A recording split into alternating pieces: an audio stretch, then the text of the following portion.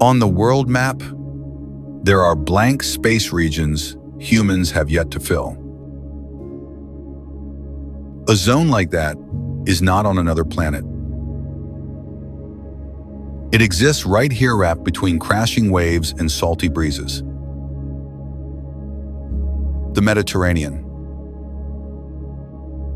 But not the Mediterranean from your school atlas. This is the untold version, a deep chronicle of seafarers and empires. Picture hunter-gatherers 8,500 years ago, paddling primitive boats between Sicily and Malta.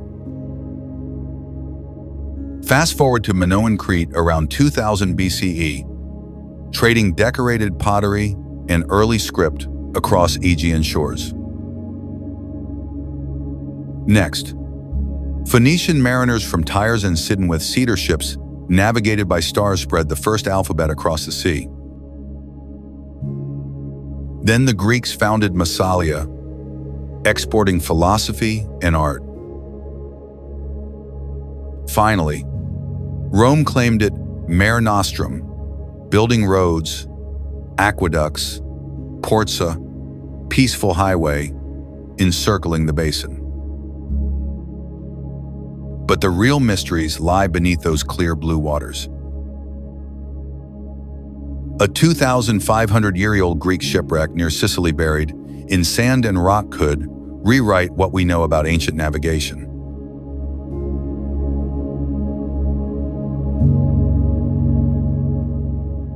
Off Turkey's Antalya coast, a 2,000-year-old ceramic wreck revealed hundreds of perfectly preserved bowls and trays. And beneath the Gulf of Naples lies Baiae, Rome's infamous Sin City, now a submerged playground of villas, mosaics, and marble, frozen underwater by volcanic rumblings. Imagine if we could drain the Siwat ruins, shipwrecks, and cataclysms would be revealed.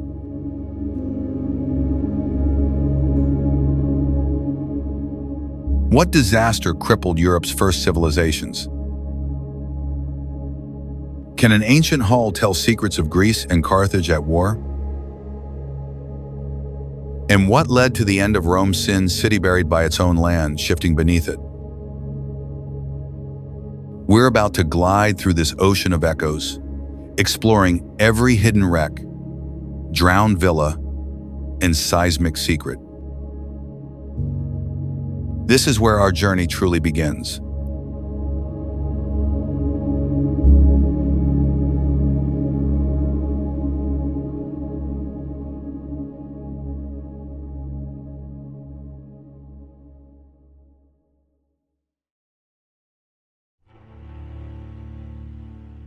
A rebirth from the Dark Age. When the first dawn tints the rocky shores of the Saronic Gulf with pink, the gentle breezes sweeping over the Acropolis Hill carry not only the salt of the sea, but also echoes of a glorious era long past.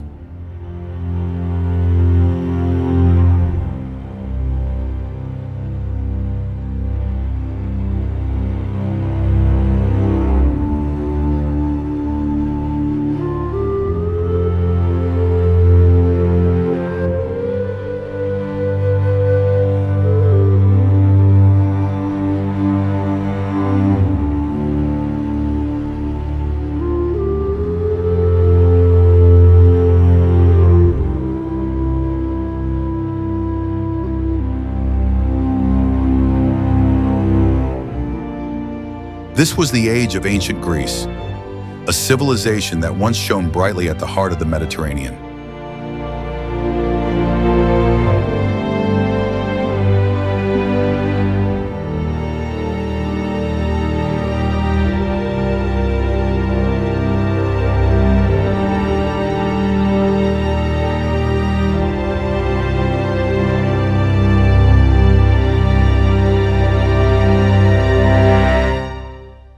After the Mycenaean civilization collapsed around the 12th century BCE, Greece plunged into a dark age lasting nearly 400 years.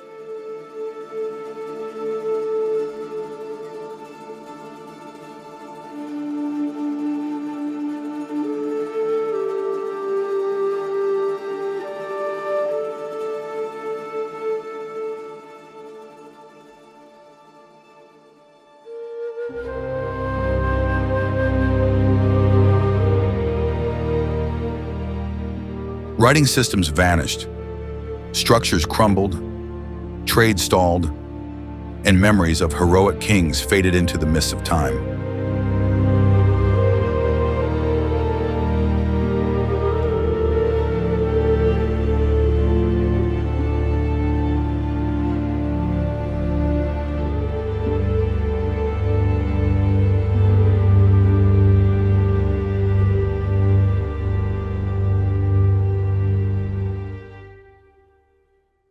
From that darkness, the seeds of a new era began to sprout.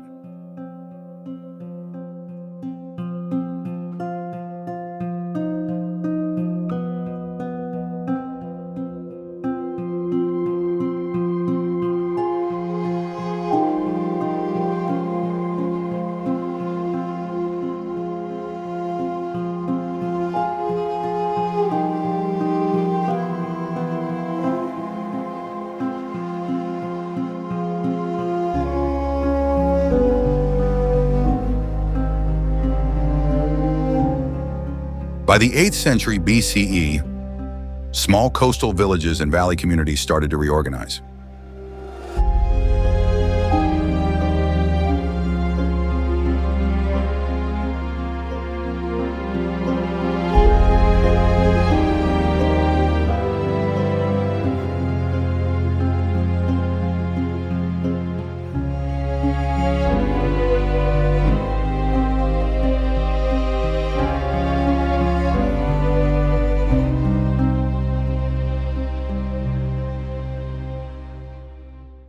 Instead of relying on a central king, each community became a polis, an independent city-state with its own laws, army, and patron deity.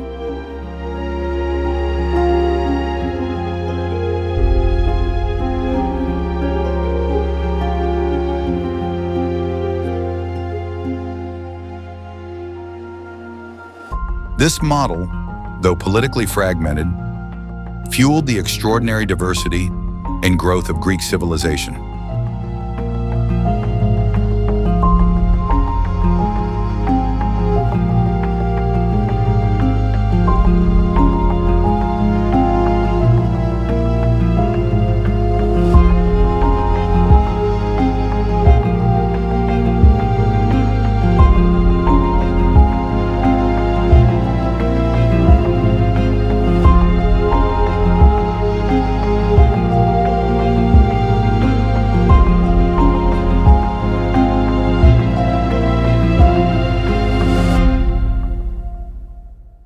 Athens, with its towering Acropolis and bustling Agora Square, became a symbol of democracy and philosophical thought.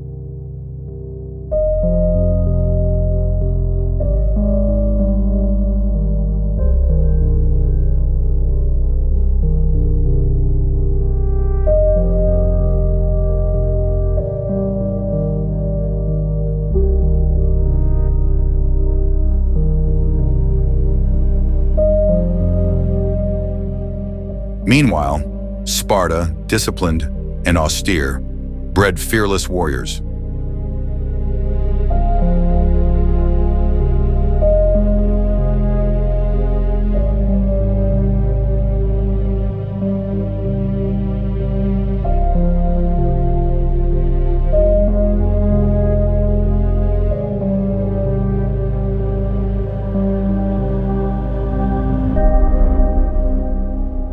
In Delphi, the Temple of Apollo drew kings and commoners alike seeking prophetic guidance, while on the island of Lesbos, the poetry of Sappho stirred the souls of generations. Ancient Greece was not merely a cradle of grand ideas. It was a place where humanity questioned itself.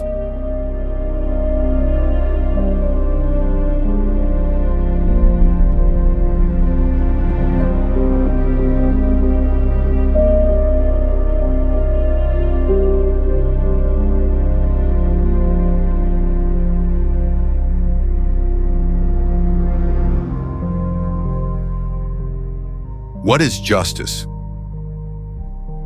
What is the soul? Can wisdom triumph over fate?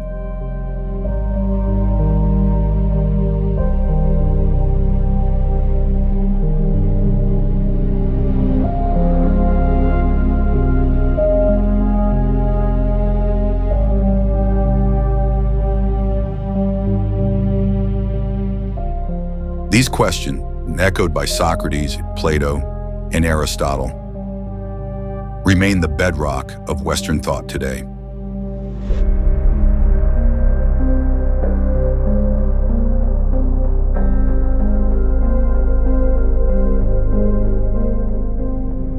How could a small, scattered people living among mountains and islands create a cultural, political, artistic, and scientific legacy that spans millennia?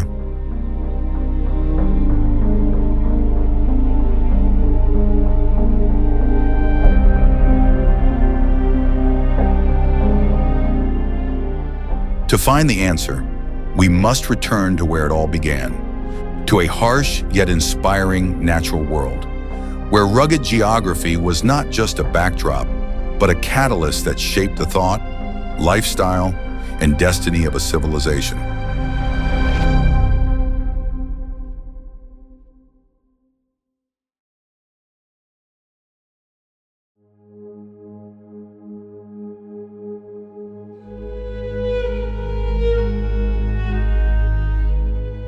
The story from Athens, where knowledge became the mightiest weapon. Athens, not just a city, but a declaration.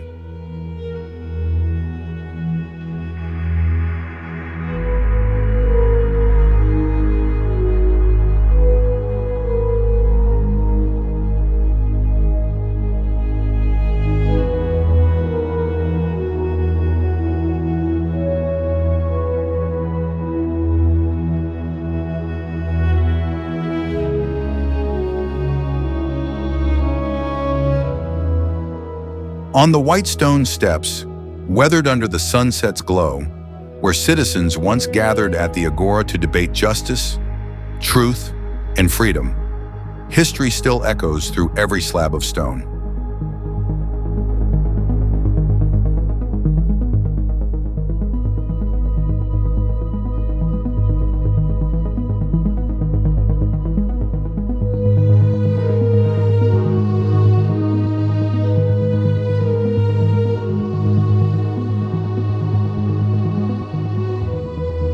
In the 5th century BCE, Athens entered its golden age under the leadership of Pericles.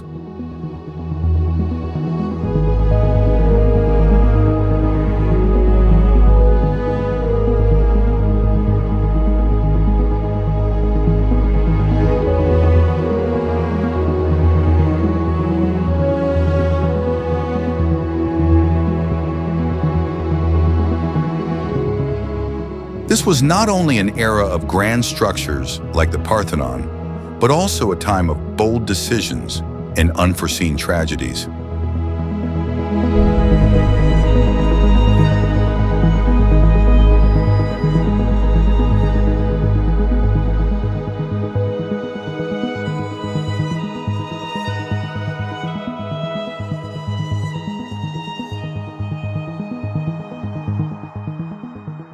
One of the moments that changed Athens' fate and humanity's unfolded not on a battlefield, but in a courtroom.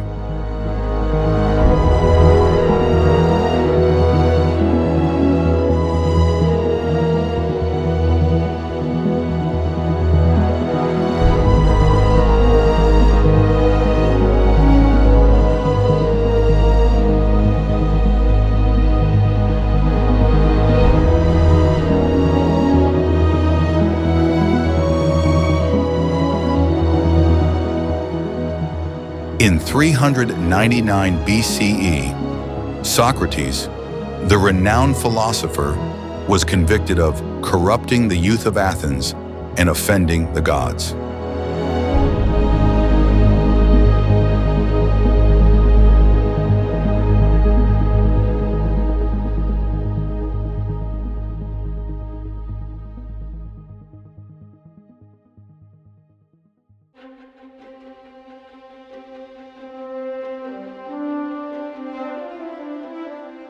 The trial took place in the Agora Square, where he had once engaged generations of young minds, planting seeds of doubt and inquiry in their hearts.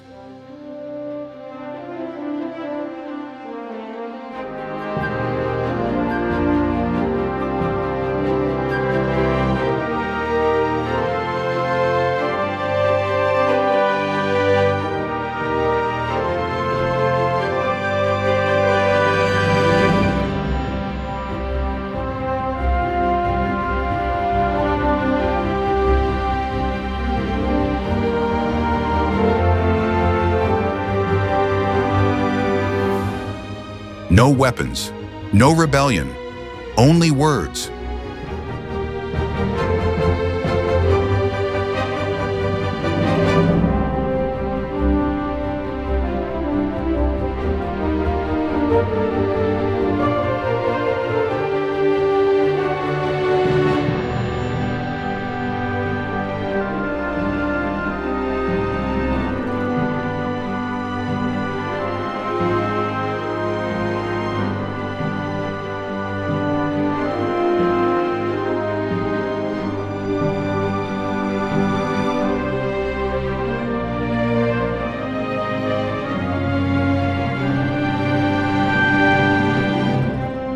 Yet, that was enough to frighten the authorities.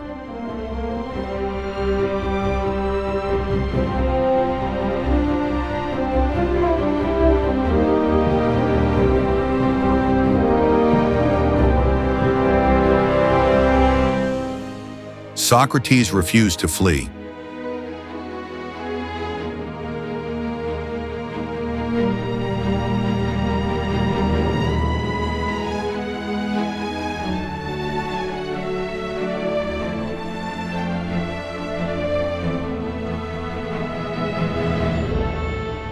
He drank poison by his own hand, accepting death as an inevitable part of his loyalty to truth.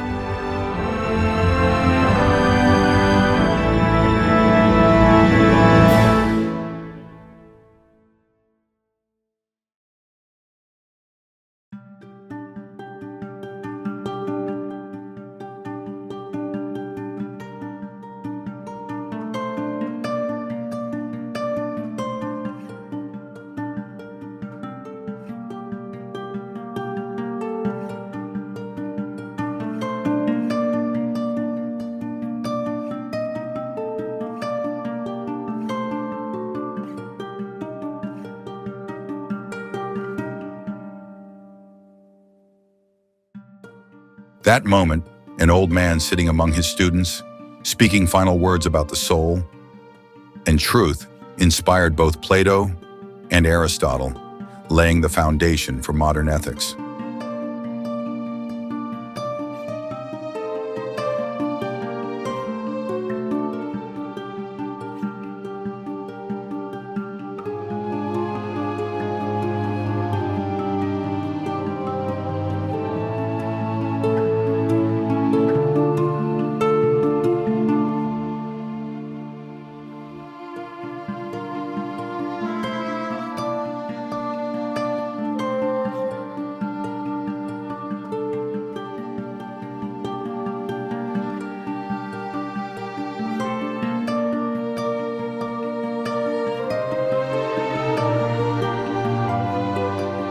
Athens was also the birthplace of drama.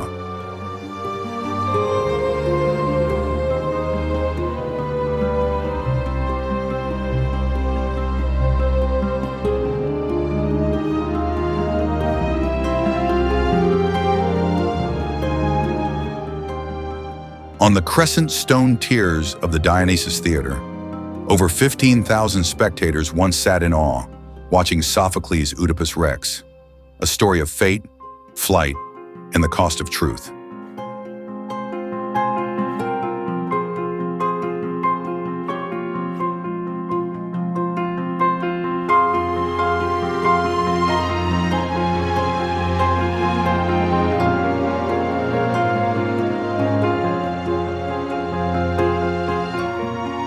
Many wept in the crowd, for they saw themselves in those characters.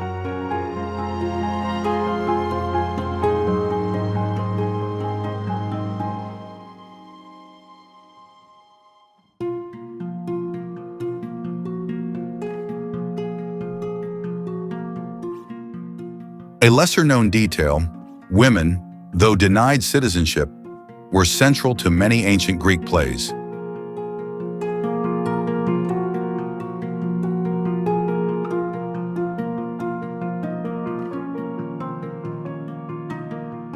Men took on female roles on stage, not to mock, but to explore the depths of human nature from varied perspectives.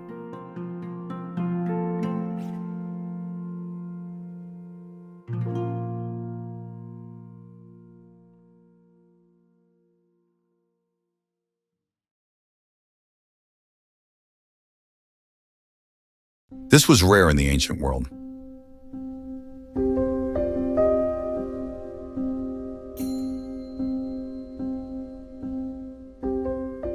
Then Athens entered the Peloponnesian War against Sparta. Not just a military clash, but a conflict between two societal models, democracy and militarism.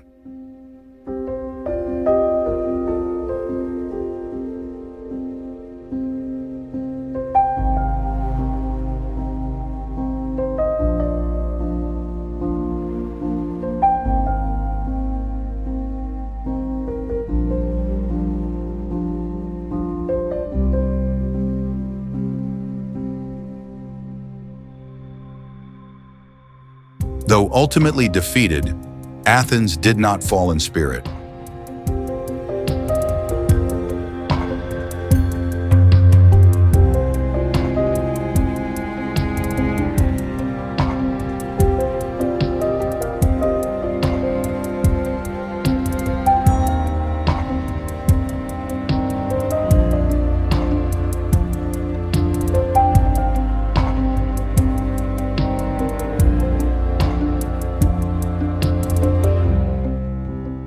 The doctrines, philosophies, and values this city-state developed continued to endure, like a steadfast flame amid harsh sea winds.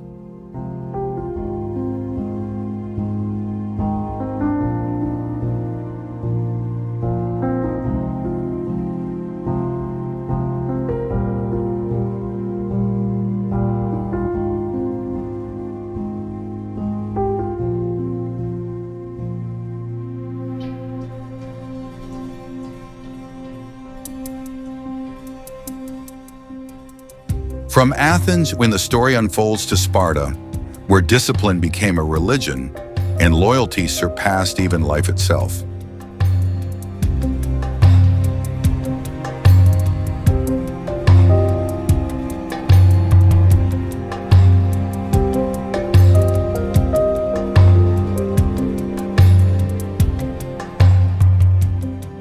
A contrasting yet essential world to complete the tapestry of ancient Greece.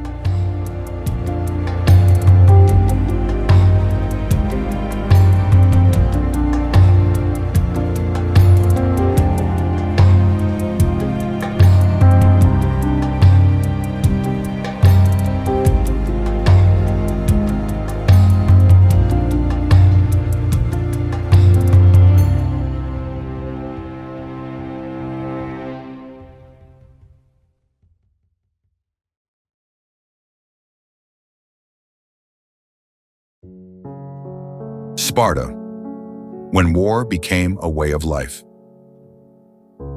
You may have seen the movie 300, depicting the unimaginable battle between 300 Spartan warriors and roughly 1 million Persian soldiers.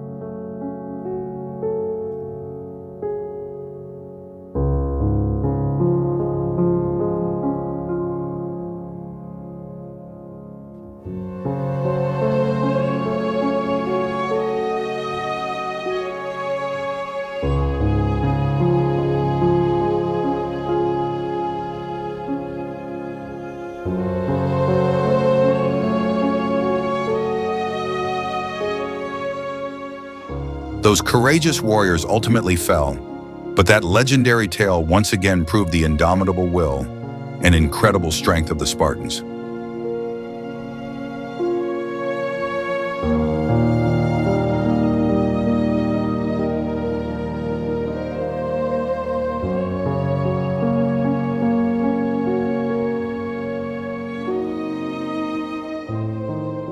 So, where does this story begin? Sparta, or Lacedaemon, as it was called in ancient texts, did not thrive on art or commerce.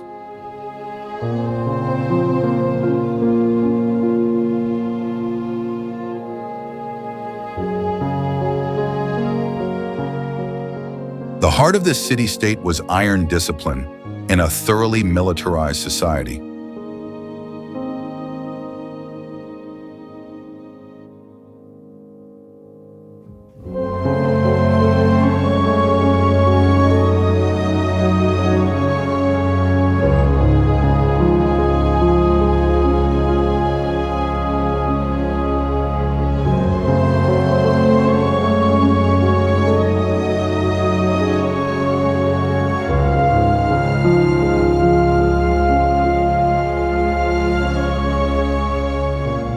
From the age of 7, Spartan boys were taken from their families and enrolled in the agagi, a rigorous training system lasting decades.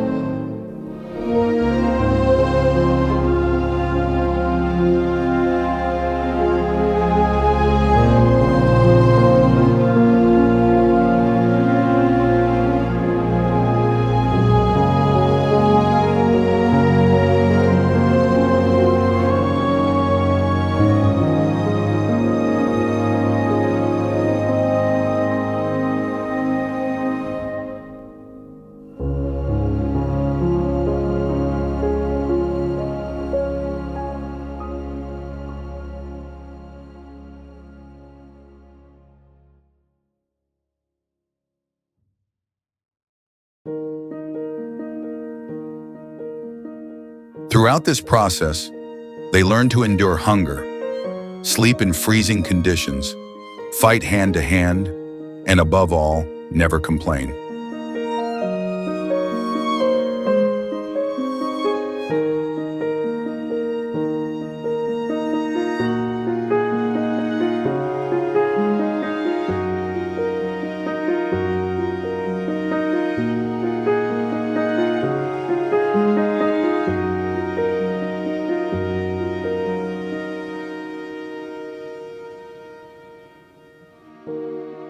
But what few know is that, within this harsh education, Sparta valued teamwork to an extreme degree.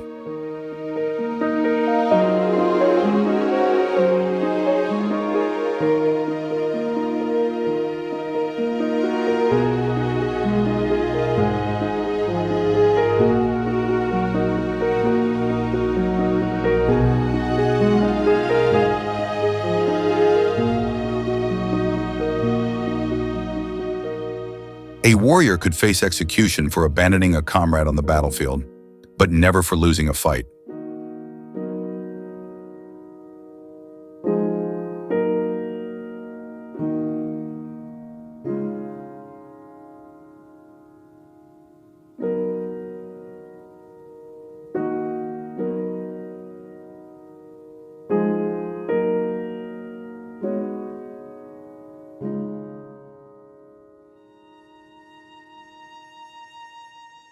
Defeat was not death, but isolation. The severance from the collective ideal was.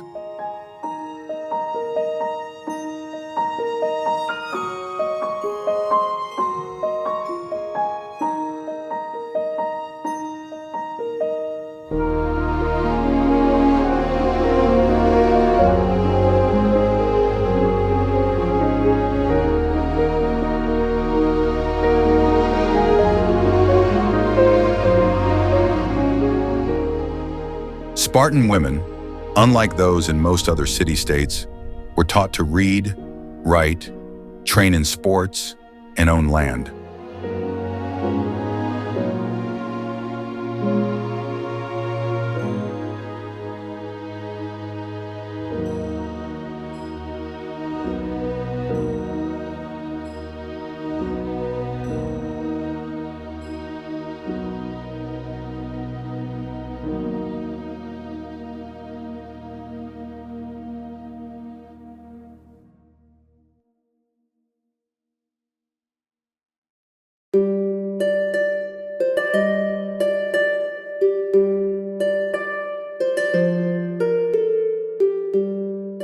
While Athenian wives were confined to their quarters, Spartan women managed the economy and raised the next generation of warriors.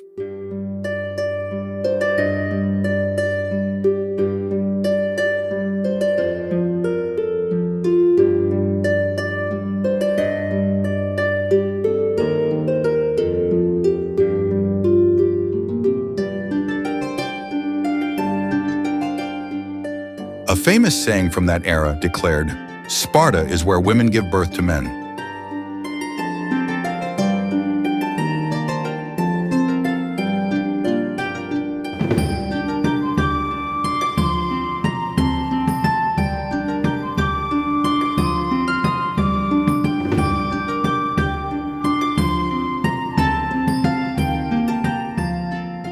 In 480 BCE, King Leonidas led 300 elite warriors to the pass of Thermopylae, halting the advance of a massive Persian army.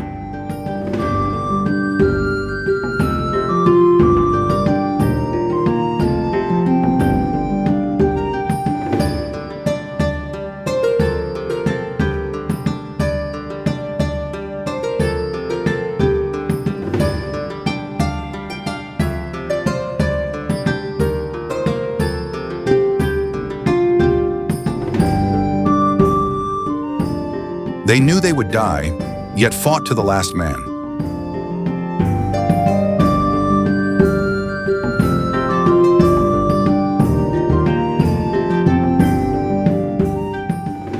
Not for personal glory, but to uphold their oath.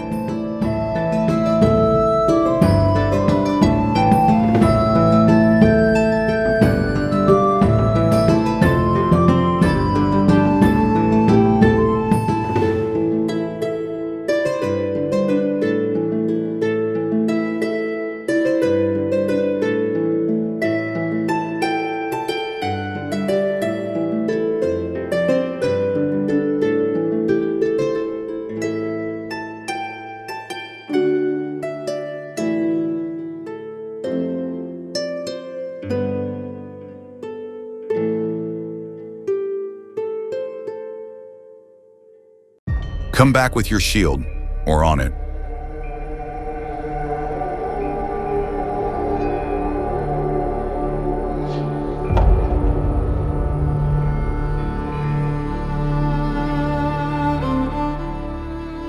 Their deaths did not end in the annals of history. They became a symbol of a society unafraid of death, viewing sacrifice as a sacred duty, an act that shook the pride of the mightiest army of the time.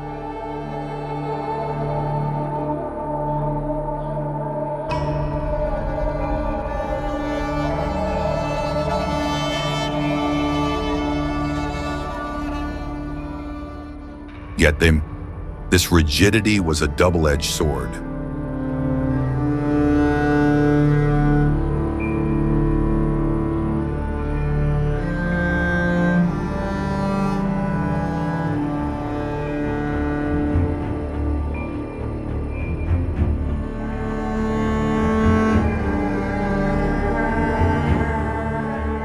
While Athens innovated and expanded its influence through knowledge, Sparta clung to a closed model, distrustful of outsiders, rejecting commerce and art.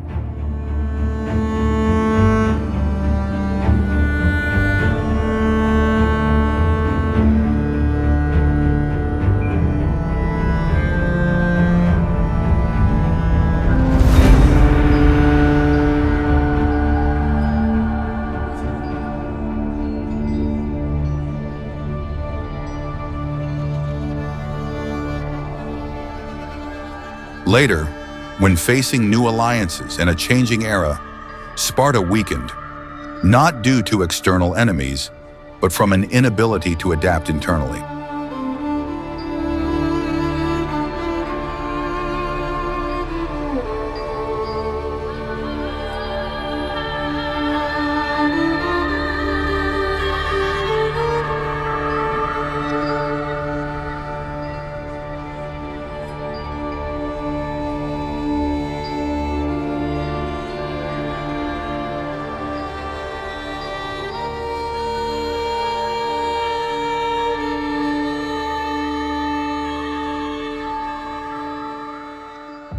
Still, if Athens taught the world how to question, Sparta taught how to hold fast to ideals until the very end, even in the final moment.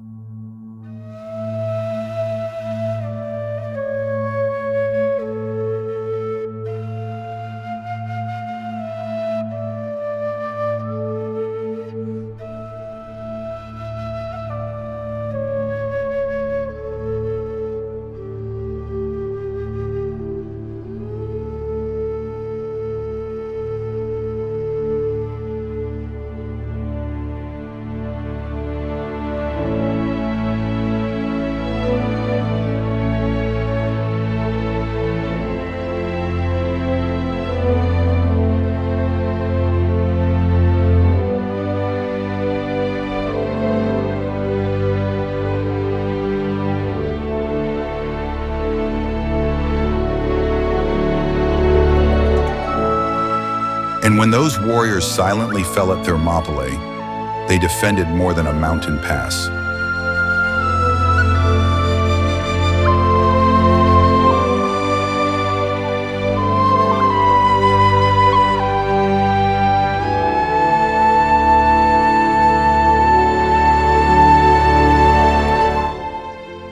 They defended a concept of honor, collectivity, and dignity, ideas the modern world still debates today.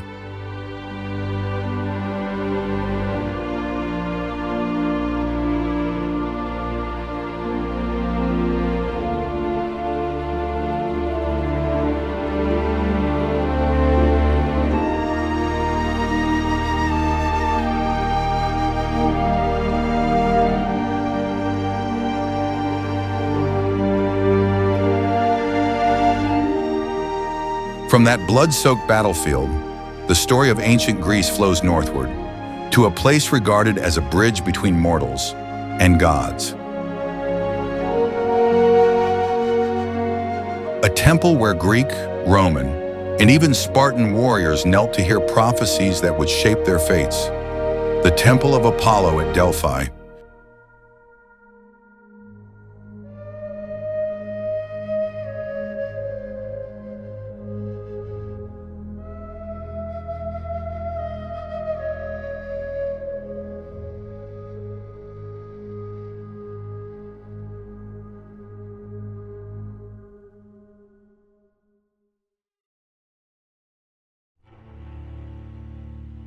Delphi echoes from the oracle and the fate of a civilization. On the slopes of Mount Parnassus, surrounded by pine forests and verdant valleys, lies a place once considered the center of the world, Delphi.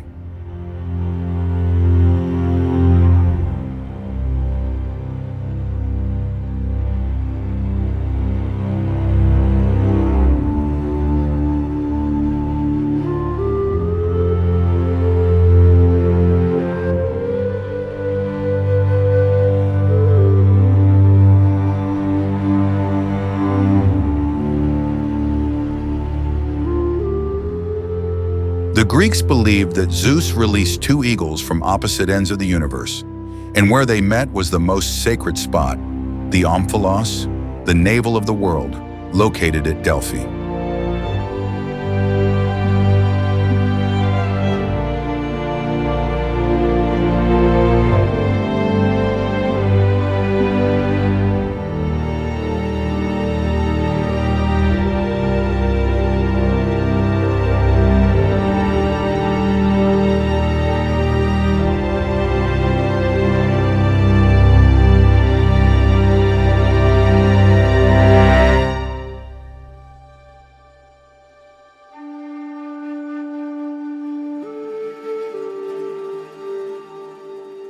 But Delphi was not merely a place of myth.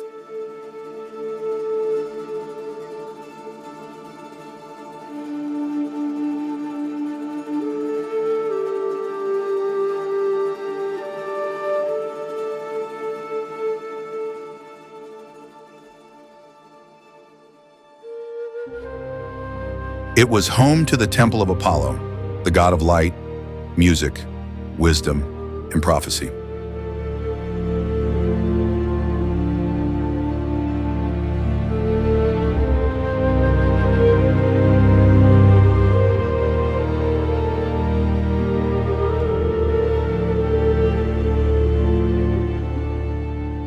For centuries before the Common Era, kings, generals, and commoners crossed mountains and seas to seek oracles from the Pythia, the priestess of Apollo.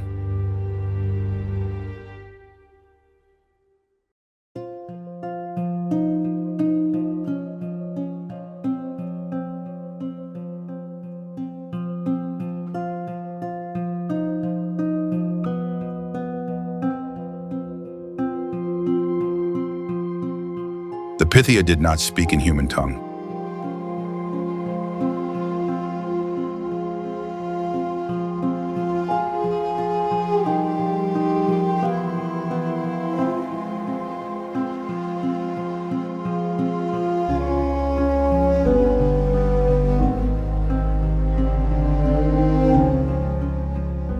She sat on a stone seat, inhaling divine vapors rising from a fissure in the earth, and uttered cryptic, enigmatic prophecies.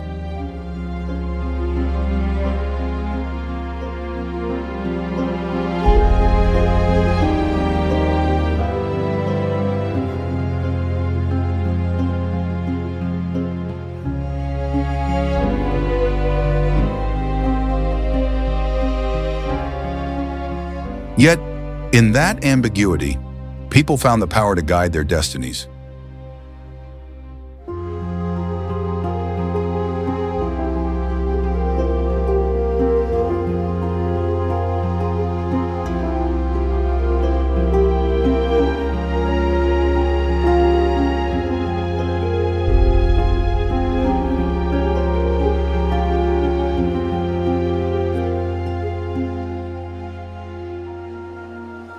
Imagine a king on the brink of war, heart full of doubt, coming to Delphi for guidance.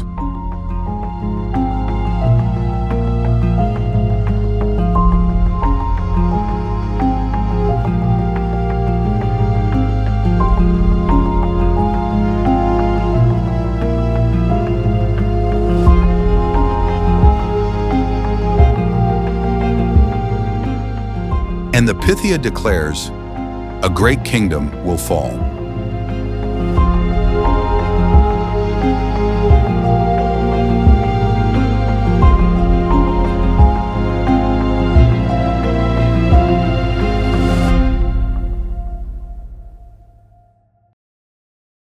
But which kingdom?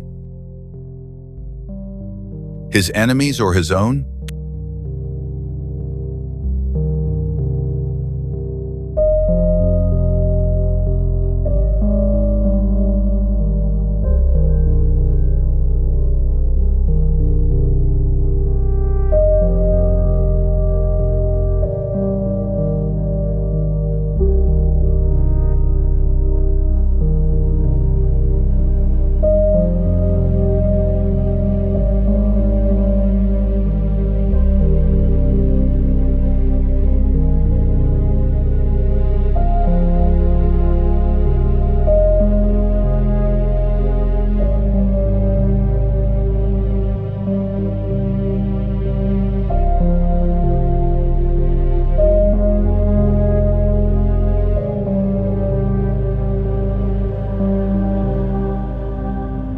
That question, with no clear answer, was the essence of human life then, uncertain, always facing unforeseen crossroads.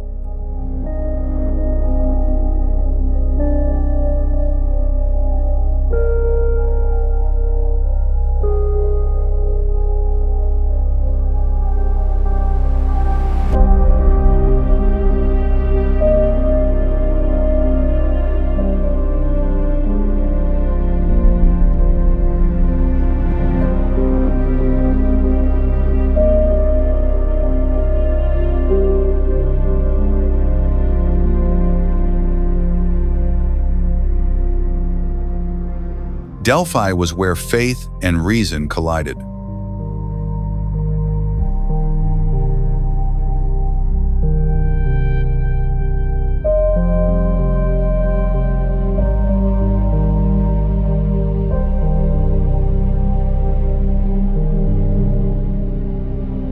A place where people sought the gods to affirm choices they lacked the courage to make themselves.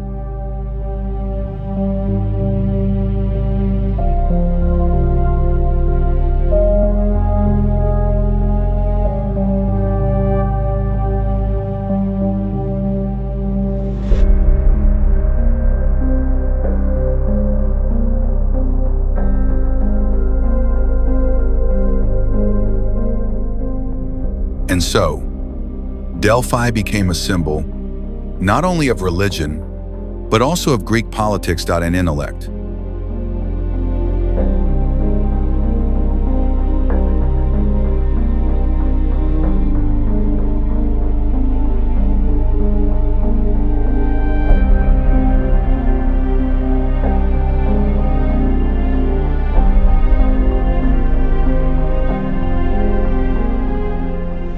Alongside the world of oracles, Greece gave birth to an equally sacred art form: drama.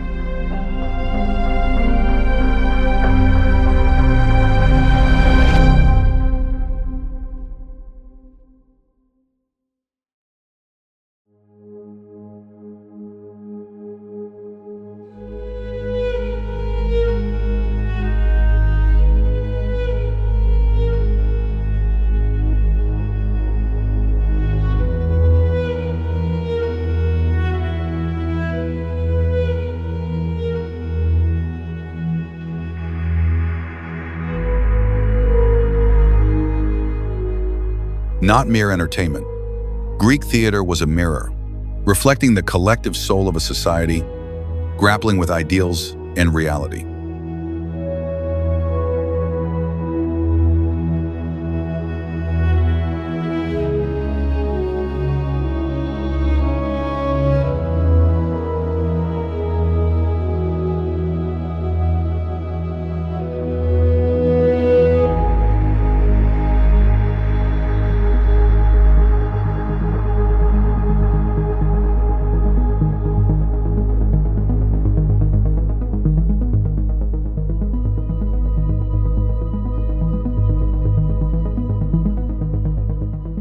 At the theaters of Epidaurus or Dionysus in Athens, thousands of people, from slaves to free citizens, watched the tragedies of heroes like Oedipus, Antigone, or Agamemnon.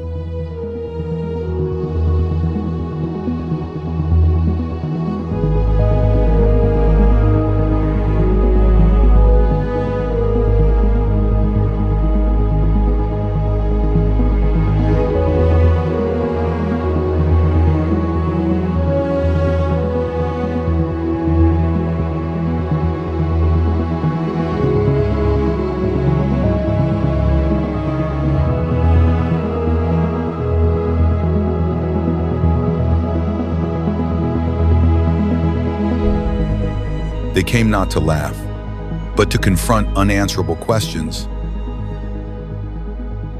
What is justice? Is honor worth sacrificing life for? Can fate be overcome by will?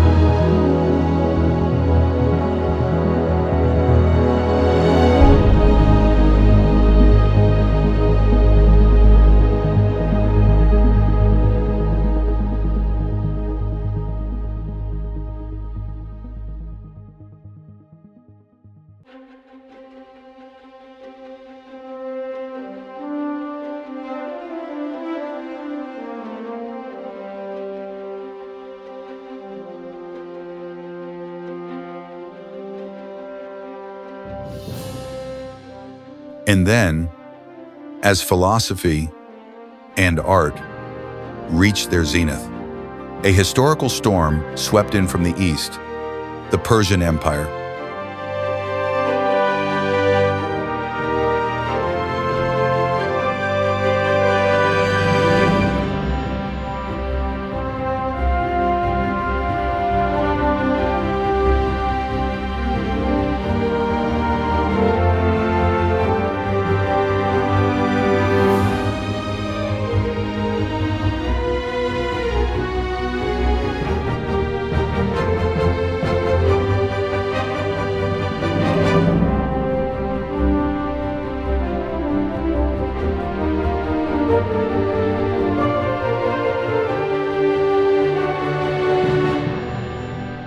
In 490 BCE, under King Darius I, Persia, the largest empire of its time, launched an invasion of Greece.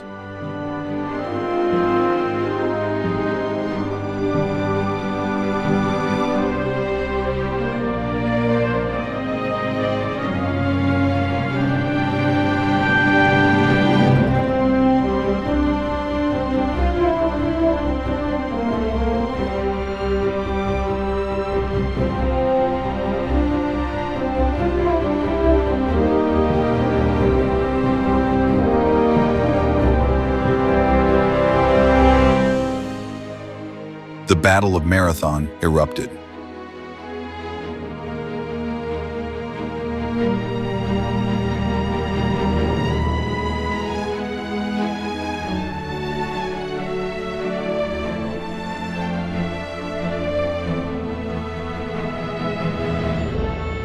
Fueled by sheer courage, the Athenians triumphed, and the messenger Phidippides ran over 40 kilometers to deliver the news, birthing the modern marathon. But the threat was not over.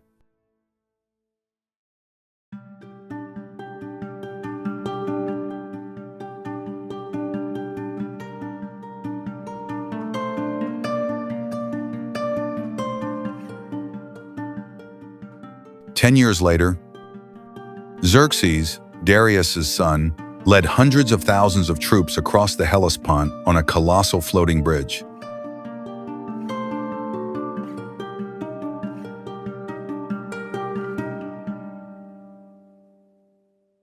In those days, gods and mortals seemed to walk together.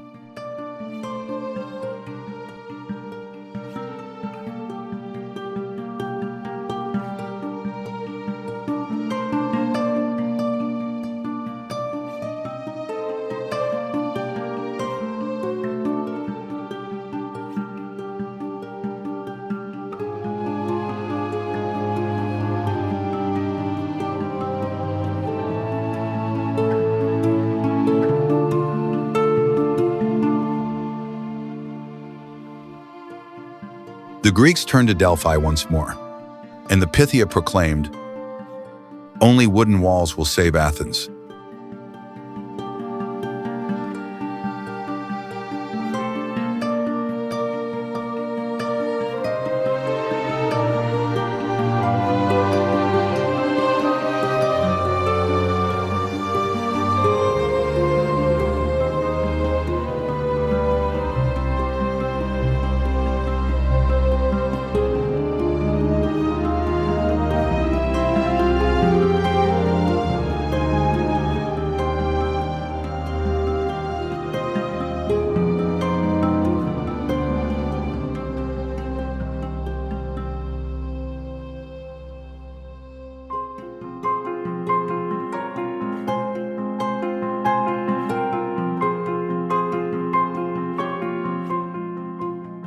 The Athenians understood this to mean their fleet of ships, and they were right.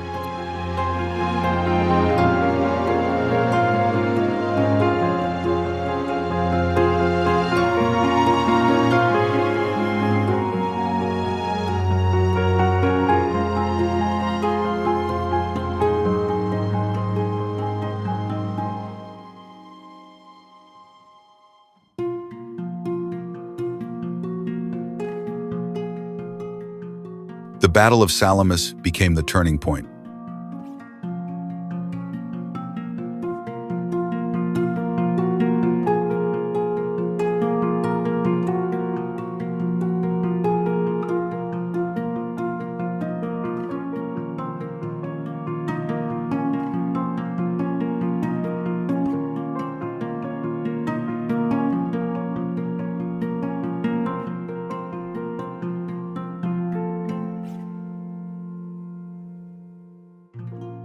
With brilliant strategy, Athens and the Greek alliance crushed the Persian navy, despite being vastly outnumbered.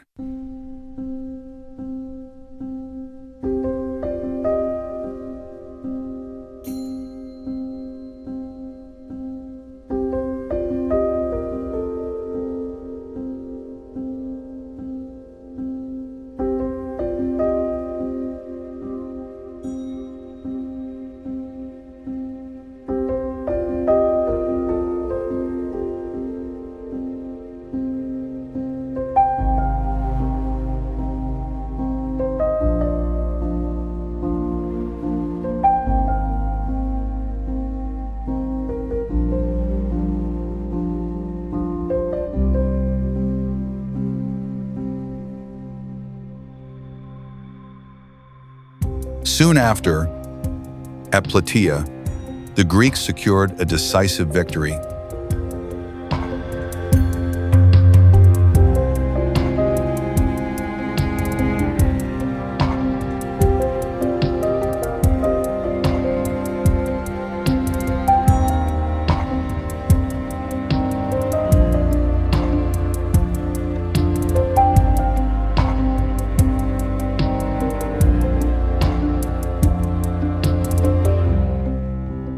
The triumph over Persia was more than a battle.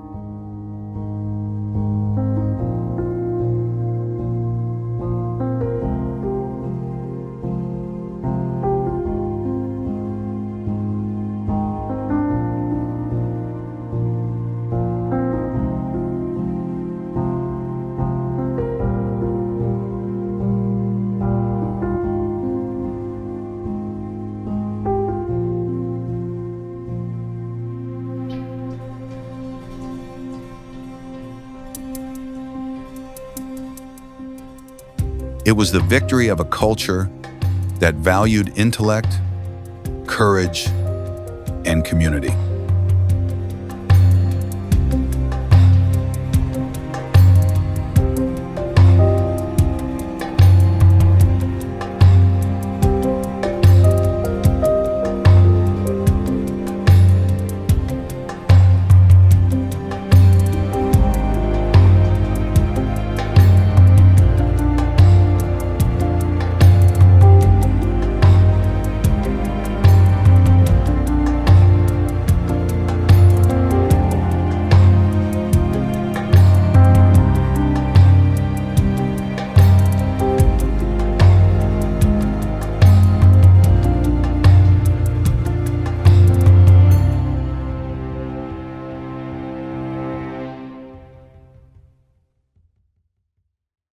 It marked the moment Greece shifted from defense to dominance, ushering in a golden age of philosophy, art, and politics.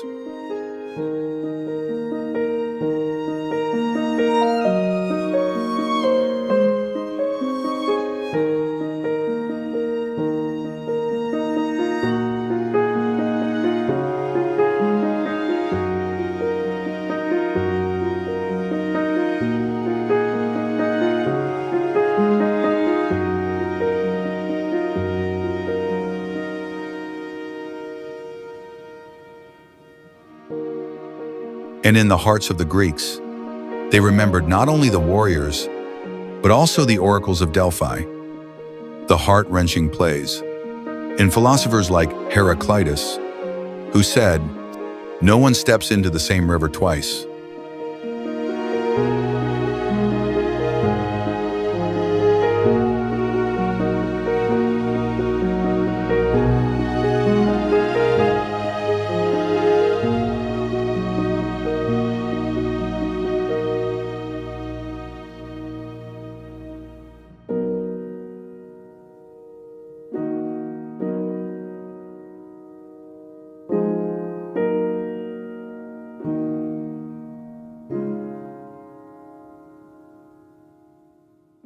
For everything was changing, like the fate of ancient Greece itself, emerging from darkness into light.